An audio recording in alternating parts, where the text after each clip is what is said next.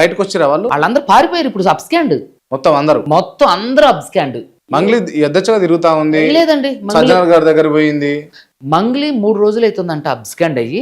నాకు మీడియా మిత్రుల ద్వారా తెలిసింది ఢిల్లీలో ఉందని చెప్పి. ఆవిడ ఒక అమ్మాయి ఉన్నారు ఢిల్లీలో ఎవరి దగ్గర అనేది మనకు తెలీదు. ఆవిడ ఉన్నారు కదా ఇప్పుడు ప్రధానంగా సంపత్ నాయక్ తో పాటు ఒక చెల్లి వస్తుంది. ఆవిడ అంటే ఏదో సందర్భంలో ప్రత్యూష రాథోడ్ అన్నట్టుగా నాకు ఒక జర్నలిస్ట్ చెప్పిండు. సో ఆవిడ ఇక్కడ లేరు. ఉంటే ఖచ్చితంగా మీడియా ముందు ఈ 4-5 రోజుల నుంచి రావాలి. ఎందుకంటే నేను ఒక్కడనే అడగట్ల, సమాజంలో ఉన్నటువంటి ప్రతి సామాన్య పౌరుడు మీరు కూడా అడిగారు ఇవన్నీ ఎక్కడవి. ఆవిడ సమాధానం చెప్పడానికైనా రావాలి. లేదంటే కనీసం ఆవిడ ఉంటే ఒక వీడియో, ఒక పోస్ట్ అన్నా రిలీజ్ చేయాలి. అసలు ఎందుకని అవి కర్ణాటక ఏదో నడుస్తుంది అని, అది రీసెంట్ కదా? తెలీదండి. అయితే కాదు, అయితే అయ్యి ఉండదు. నేను ఏమంటానంటే ఆవిడ ఇక్కడ లేరు. ఇంకోటి ఏంటంటే అరెస్ట్ చేయిస్తారా మంగ్లీని? 100% అరెస్ట్ చేయిస్తా. అరెస్ట్ చేయించి నేను ఆవిడని అడిగే క్వశ్చన్స్, ఫస్ట్ కేసుని తేల్చడానికంటే ముందు నేను అడిగే క్వశ్చన్స్ 3 ఉన్నాయి. నేను నిన్ను 10 లక్షలు ఎక్కడ అడిగా, ఎవరి ముందు అడిగా, నేను నిన్ను 10 లక్షలు ఫోన్లో అడిగానా, మనుషుల మధ్య అడిగాను. ఫోన్లో అడిగితే ఏ ఫోన్లో అడిగా, ఎప్పుడు అడిగా, నువ్వు మనుషుల ముందు అడిగితే ఎవరి ముందు అడిగా, అప్పుడు ఎవరు ఉన్నారు. ఆవిడ నేను కలిసింది ఒకేసారి, అది కూడా ఆవిడ ఆర్బిట్రేషన్ పిలిపించినప్పుడు. ఆర్బిట్రేషన్లో ఉన్నటువంటి ఒక ప్రముఖ డైరెక్టర్ గారు ఇంటర్వ్యూ ఇచ్చారు, మ్యూజిక్ డైరెక్టర్ గారు ఇంటర్వ్యూ ఇచ్చారు. ఎక్కడ కూడా నేను అడిగినట్టు ఎవరు చెప్పలేదు. వాళ్ళే ఆమె తిట్టారు, నీ తప్పు ఉంది, నీ తప్పు లేదు అని అంటున్నావు. సరే లేదు, లేనప్పుడు నీ పేరు చెప్పి బిజినెస్ పేరు చేసేసినటువంటి నీ తమ్ముడితో సహా వాళ్ళ మీద కేసు పెట్టాను అన్నారు. పాపం ఆర్బిట్రేషన్ చేసేటప్పుడు అన్నారు, నాకు సంబంధం లేనప్పుడు నేను ఎలా చేయను సార్, నేను ఎలా అని అంటుంది. మరి నీకు ఏ సంబంధం లేనోడుతో నువ్వు ఎలాగ వాళ్ళ ఇంటికి ఎందుకు వెళ్ళను? నేను అన్ని ఆ వీడియో ఫోటోలు కూడా రిలీజ్ చేశాను. వాళ్ళ తమ్ముడు ఈ ప్రధాన నిందితుడు రమావత్ మధుతో ఉన్న వీడియోలు రిలీజ్ చేశా. మంగ్లీ వాళ్ళ ఇంటికి వెళ్ళినవి రిలీజ్ చేశా. మంగ్లీ వాళ్ళ ఇంటికి ఈ బాధితులు వెళ్ళిన వీడియోలు రిలీజ్ చేశా. మంగ్లీ టీంలో ఈ రమావత్ మధు ఎస్పెషల్లీ బ్యాండ్లో ఉన్న వీడియో రిలీజ్ చేశాం. తర్వాత నాకు మంగ్లీ బర్త్డే పార్టీలో రమావత్ మధు కూడా అందులో ఫ్రేమ్లో నించున్నాడు. తర్వాత కూర్చొని ఉన్న ఫోటోలు రిలీజ్ చేశా. అంటే తర్వాత ఇవన్నీ రిలీజ్ చేసిన తర్వాత పంజగుట్టలో నేను పెట్టిన కేసుకి అటెండ్ అవడానికి వచ్చి, అవునండి మా బంజారా బిడ్డలు వస్తారు, మా దగ్గరికి మాట్లాడతారు, అవును నేను అతను బంజారా బిడ్డని చేరదీశానంది. అసలు ఫస్ట్ ఆడెవడో నాకు తెలియదు అంది అని ఆడు పర్సనల్ నెంబర్కి ఎవరు బాధితులు ఎవరు చేసినా సరే వాడు నెంబర్ కలవట్లే. కానీ ఆడు పర్సనల్ నెంబర్ మంగ్లీ దగ్గర ఎలా ఉంది, వాడి పర్సనల్ నెంబర్ నీ దగ్గర ఉంది, ఓకే సరే పక్క పెట్టండి.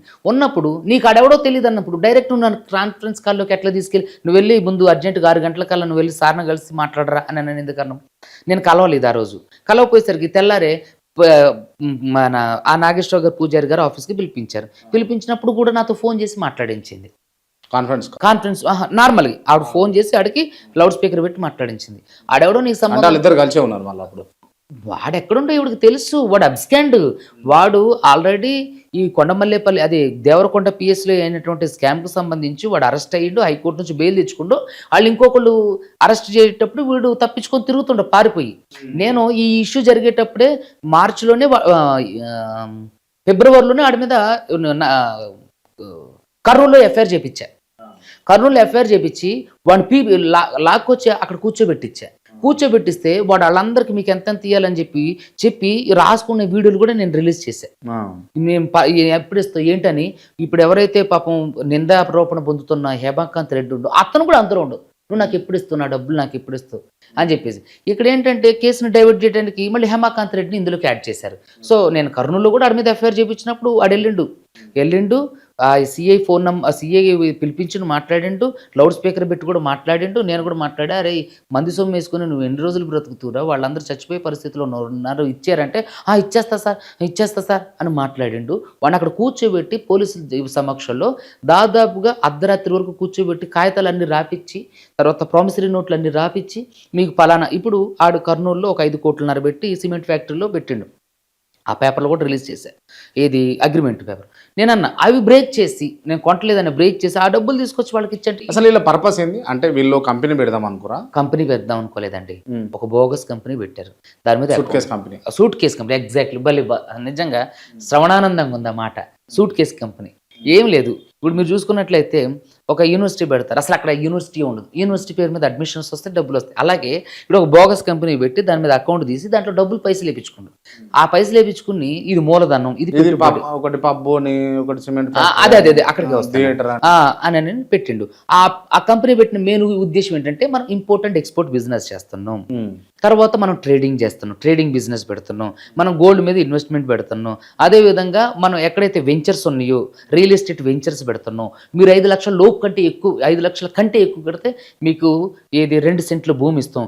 10 లక్షల కంటే ఎక్కువ కడితే మిమ్మల్ని ట్రిప్పులు, ఫారెన్ ట్రిప్పులకి, గోవా ట్రిప్పులు. ఆల్రెడీ పాపం 5 లక్షలు కట్టిన వాళ్ళని గోవా ట్రిప్కు తీసుకెళ్లి ఖరీదైన మద్యం తాగించి వాళ్ళని అసలు ఏంటంటే అరచేతిలో వైకుంఠం చూపించి వాళ్ళ చేతే మళ్ళీ 50 లక్షలు 60 లక్షలు కట్టించుకోండు.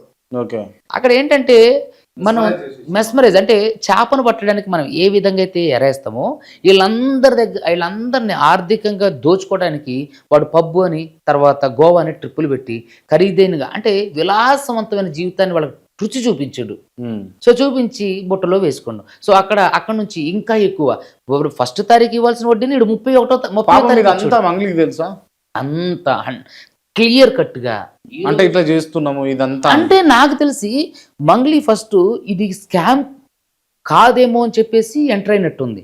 తర్వాత ఈ స్కామ్ అని తెలిసిన తర్వాత దీంట్లో సర్వైవ్ అయింది. That's it. ఫస్ట్ తెలవకుండా ఇసుమంతా కూడా జరగలే. వాళ్ళ తమ్ముడు నోట్ల కట్టలు తీసుకెళ్తానంటే ఎక్కడికి తీసుకెళ్ళి తమ్ముడు కాదు కదా అని అన్నది కదా. అది కదండి, అది భరత్ చౌహాన్ వాళ్ళ ఇప్పుడు ఎవరైతే రమావత్ మధు ఉండో వాళ్ళ అక్క మొగుడు.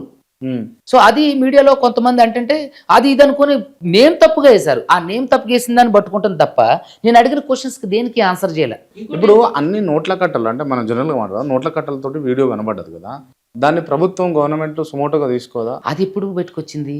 నేను బయటకు వచ్చి వేసిన తర్వాత మీడియాలో రిలీజ్ అయిన తర్వాత ఇప్పటి వరకు కూడా సుమోటోగా తీసుకోవాలి. తీసుకోవాలి కదా, తీసుకోవాలి. అసలు దర్యాప్తు సంస్థలు ఏవి కూడా తీసుకోవాలి. అండ్ మీరు ఇంకొకటి ఏందని అన్నారు అంటే సజ్జనాన్ని కలవడానికి నాకు 1 డే టైం పట్టింది, మంగ్లీ అర్ధ గంటలో పోయి కలిసి వచ్చింది. నేను డీజీపీని కలవాలంటే నాకు 1 డే టైం 3 రోజులు పట్టిందా? 3 రోజులు పట్టింది. ఆమె గంటన్నరలో పోయి కలిసి వచ్చింది.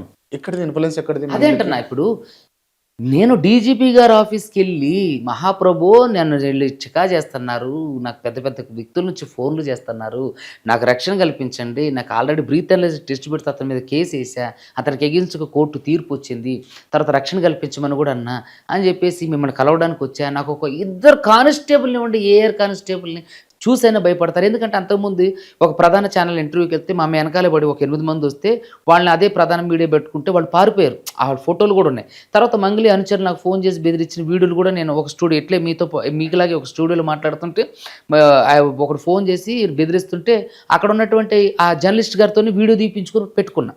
అది ఉంది. తర్వాత నాకు బహిరంగంగా ఎవరైతే ఈ సోకాళ్ళు మేకప్ వేసుకొని వచ్చి మంగ్లీ తరపున మాట్లాడినటువంటి ఎవరైతే కొత్త బిచ్చగాళ్ళు ఉన్నారో వాళ్ళందరూ కూడా నన్ను ప్రత్యక్షంగా మీడియా ముఖంగా బెదిరించారు. వీటన్నిటిని ఒక పెన్ డ్రైవ్లో తీసుకొని వెళ్ళి నాకు రక్షణ కల్పించండి అయ్యా, నన్ను బ్రతికించండి అని చెప్పడానికి నాకు 3 రోజులు టైం పెట్టింది. 3 రోజులు కూడా సీసీ గారి దగ్గరికి వెళ్ళగలిగా కానీ